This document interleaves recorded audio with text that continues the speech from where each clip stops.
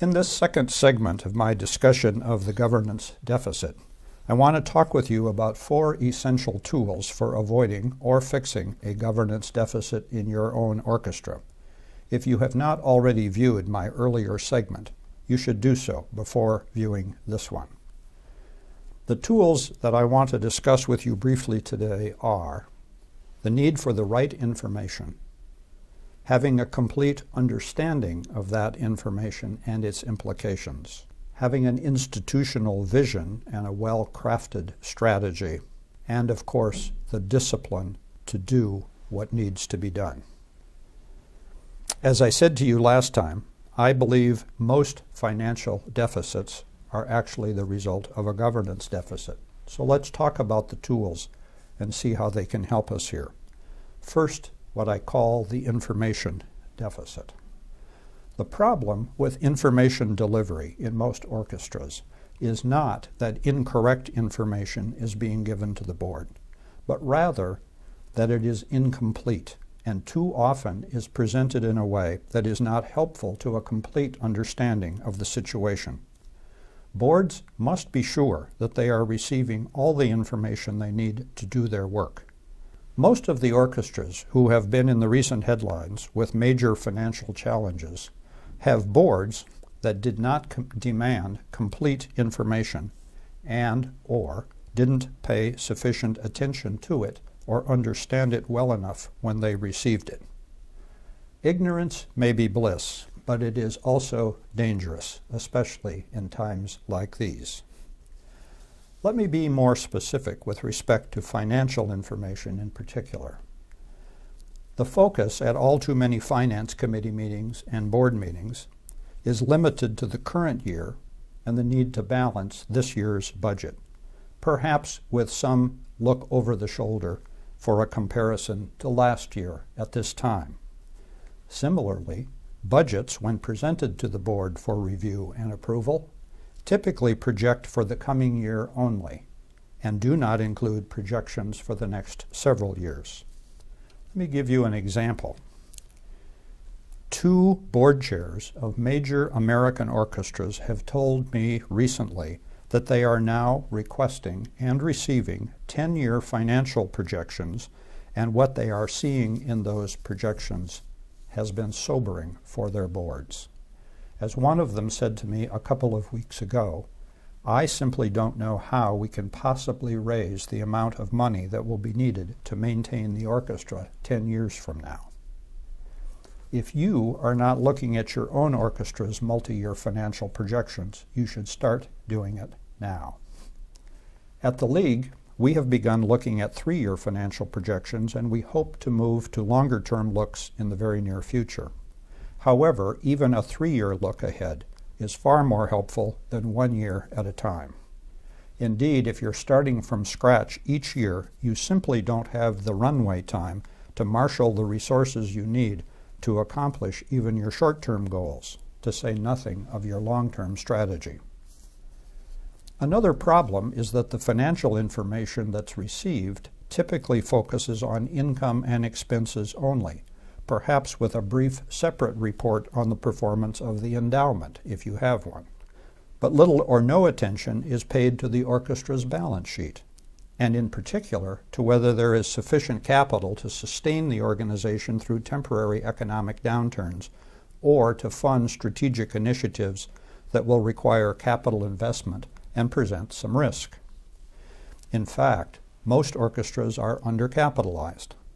How can you afford to take a chance on a new idea if you don't have the reserves to sustain yourself if it doesn't work, or if it takes longer than you planned to succeed?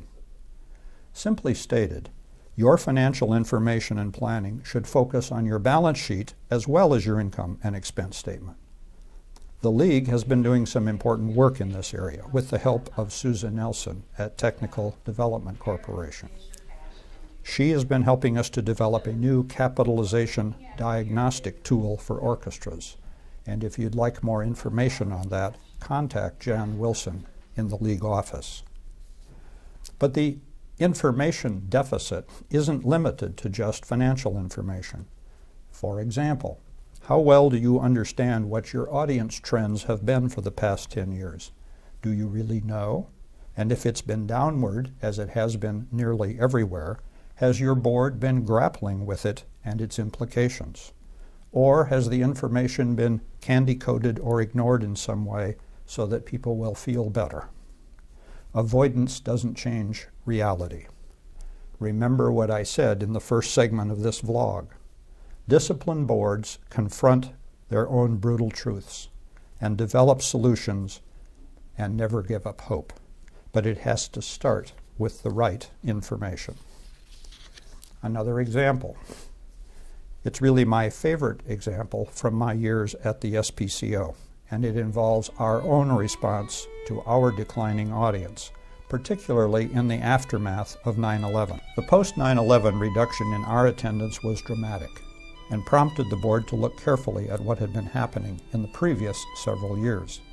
And we quickly realized that we had not understood just how significantly our attendance had been declining even before that tragic event. And what we saw prompted us to act. Here's a quick summary of our background.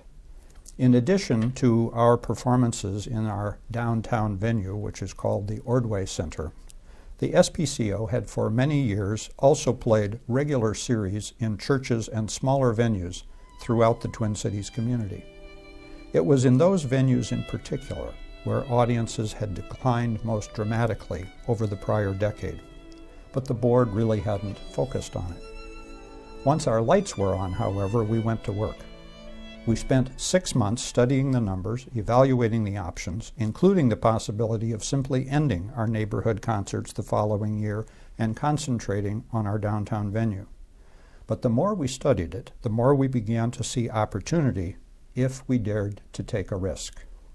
The board recognized that as our community grew and spread geographically, suburban families were more and more reluctant to drive into the city for weekend concerts. And we also focused on the fact that our ticket pricing made our neighborhood concerts considerably more expensive than other entertainment options available to those suburban families. And so we took a deep breath and slashed our prices in our neighborhood venues. The new pricing strategy became part of a larger initiative to break down barriers associated with concert attendance. Tickets once priced as high as $47 were reduced to $25, with other seats available as low as $10 and $5. Tickets for children under 10 were free. To fill the revenue gap left by lower ticket prices, the SPCO asked its renewing season ticket holders to donate the difference between their old ticket prices and the new, and most of them did. The results were even better than we had projected, with more than a 100% increase in our subscriber base in the neighborhoods. Several years later, our halls were filled to 90% capacity and have essentially remained there. The increased volume in ticket sales, along with the Donate the Difference campaign, actually resulted in a 20% increase in revenue. None of this would have happened if the staff and the board had not paid appropriate attention to the stuff that really mattered. It all worked so well in the neighborhoods that this year we have done the same thing in our primary venue at the Ordway and have again dramatically reduced prices there. That example about ticket pricing is just one of many that I could give you. And the same, of course, needs to be true in all aspects of what your board confronts. Your decisions must begin with the same right information. You must push and probe and be sure you get it, and then act boldly. Once you have the right information, the question is, how well do you understand it, and what do you do with it? Boards who receive information but simply don't understand its significance cannot act responsibly as trustees of the organization. Let me stay with my financial example to make the point. Assuming you have made sure that your board receives accurate information and complete information, as we just discussed, you must also confront the fact that many members of your board are not facile with financial statements, and their eyes tend to glaze over when they receive their monthly or quarterly copy. Moreover, they are typically too embarrassed to say so because they have the notion that they are the only ones in the room who don't understand it. So they try to look interested while quietly assuming and trusting that the Finance Committee knows what's going on and that if there were a problem, someone would certainly have said something about it. Let me simply remind you that orchestras in this country that have gone through bankruptcy in the last couple of years, for the most part, had boards filled with trustees who now say they had no idea that the orchestra was in such financial trouble. The information they received was too often not well understood by rank-and-file trustees. That is simply not acceptable, and you should not permit it in your orchestra. I recommend, as one way to help that finance committees distribute a simple narrative along with the regular financial statements. That accompanying document should answer such questions as, are we living within our means? Are our expenses and regular income in balance? If not, tell me why. What are we doing about it? What are the longer-term financial trends? Is our income mix changing? What are we projecting for 3 years out, 10 years out? If the news is not encouraging, what is the plan for addressing it while there's still time? Those are things that finance committees can tell board members in simple prose, in short paragraphs. It doesn't all have to be discerned from the financial statement itself. That kind of narrative is not instead of the traditional financial statement, but it is in addition to and in aid of those statements. There are, of course, other questions that should be answered as well, but the point is board members should not necessarily have to be proficient at reading a financial statement in order to understand the basic financial health and trends of the organization. They simply cannot be responsible trustees if they don't understand the implications of your current and projected financial realities. Board leaders must ensure that everyone has the information and understands the essentials of it. No surprises. Do not allow board members to be uninformed about the essentials of your finances or any other important aspect of your operations. Their lack of understanding of any problems you face denies them the opportunity to be part of the solution. Let me turn now to the importance of vision and strategy as an essential tool for you and your orchestras. A board that fully understands its present reality and has looked over the horizon to see what the future is likely to hold must then develop a vision and supporting strategy that will allow the orchestra to move into that future in as healthy a state as possible. The vision is what you will look like in the future if you fully realize your purpose. Your strategy is the roadmap that will take you there. As I am fond of saying, if you don't know where you're going, any road will take you there. Orchestras are simply too fragile to survive, much less thrive, in this changing environment on good intentions and good luck. The board must be absolutely clear about the vision and the strategy for the future. It must build on the right information, which I've talked about, and the goals should be substantial. Jim Collins says they need to be big and hairy and audacious. Whatever label you put on them, your goals need to be ambitious. But they must be achievable, provided everyone and everything is aligned behind them. Too many orchestras do not have collaboratively developed and carefully considered strategies that are broadly owned by all the constituencies in the organization. A vital part of your governance work is the development of your own vision and strategy. It's hard work, but it is essential work. Whatever fires may be burning and requiring short-term attention, you must absolutely find the time and invest the thought and energy into developing the right strategy for your orchestra. That brings me finally to the discipline piece in the toolbox. Even right information, well understood and incorporated into a smart strategy, will not by itself realize its potential without real discipline by the board as you move forward. The best informed and formulated strategies do no good sitting on the shelf. They require perseverance.